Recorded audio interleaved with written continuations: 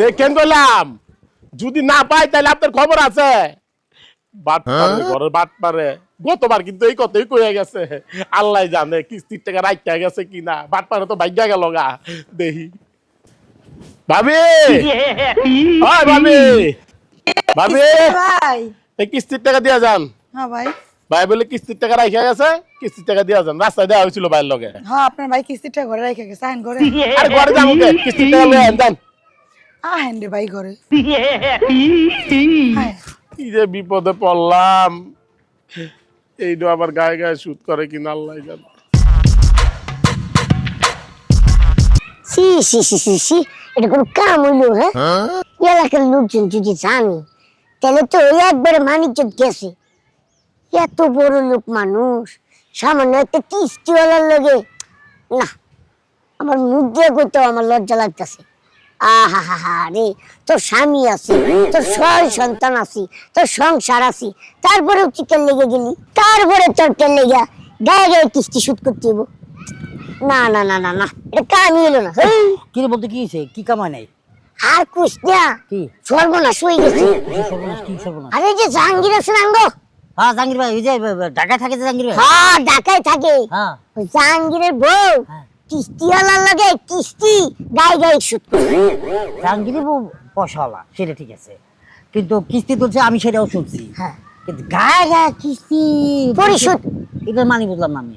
এটা মানে বুঝছ না? না, না, না। হাই রে পাড়ারে, তুই খেলে আছে ভাই বড় হইছস, তোর মাথার মধ্যে কিচ্ছু নাই। হ্যাঁ, মানে গায়ে গায়ে গায়ে গায়ে পরিশোধ? আরে হো, আমি দেখলাম কিস্তিওয়ালারে নিয়ে ঘরে গেছি। ইয়াল্লাহ, তাহলে তো হিয়া লাগেছে, মুরগি দিয়ে আইছি আমি। তুই আবার কি করলি? আমিও তো কিস্তিওয়ালা না, ভাত পাই বাসায় পাঠাইছি। হ্যাঁ, আমাকে বাইক পাঠাইছি। কস কি তুই? হ্যাঁ। হাই রে হাই, তুই শেষ করছস। হ্যাঁ, হাই হ্যাঁ। আমার মনে হইতেছে কি তোর বউ মনে হয় তুই কিস্তি পরিশোধ করে লাইছি, এখন মনে হয় সঞ্চয় টাকাটা বাকি রয়েছি। কি বন্ধু, এটা কি করলি বন্ধু?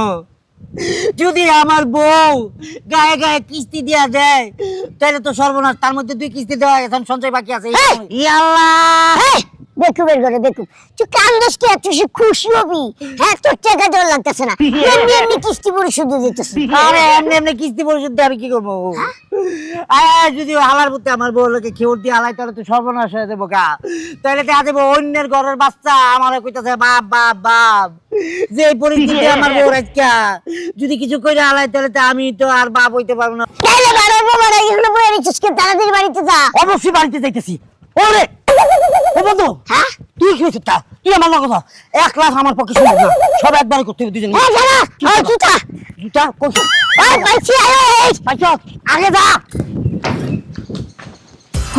বন্ধু রে, তার মানে কিস্তলা আহে নাই, অতএব কিছু হয় নাই, আমি বাচ্চা গেছি। এর মধ্যে যদি আহে কিস্তলায় তাহলে তুমি টাকাটা দিয়ে দিবা। কিস্তিওয়ালা আইলে বেশি কথা করার দরকার নাই, কিস্তি দিবেন আর মনে করেন যে বিদায় করে দিবেন, তাড়াতাড়ি ঘরে নেওয়ার দরকার নাই।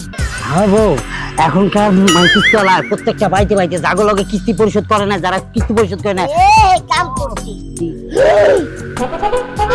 হ্যাঁ, কিস্তি নিতে ভাবির কাছ থেকে ওম নেই, তুমি ওনা ঘরে আনিছো। আমি তোরে আনছি কি লাগা? তুই সাইজ করে ঢালার মতো খোলন দিতে আমার পুত্রকে আমি সুখ শান্তি দেই নাই লোক। হ্যাঁ, তুই আমার প্রিয়া প্রিয়া পরিশোধ করতে হবে চলতেছ। একটা কথা কবি না, কয় কিস্তি পরিশোধ করছ আর সঞ্চয় করে দিছ? একটাই সঞ্চয়, সঞ্চয় যাস না।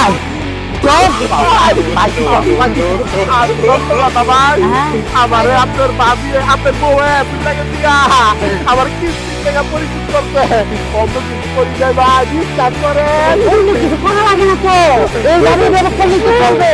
তোর লাগে হিসাব হয়ে গেছে না, বাকি হিসাব আমার বউ লাগে। কয় কিস্তি করছিস? খরচ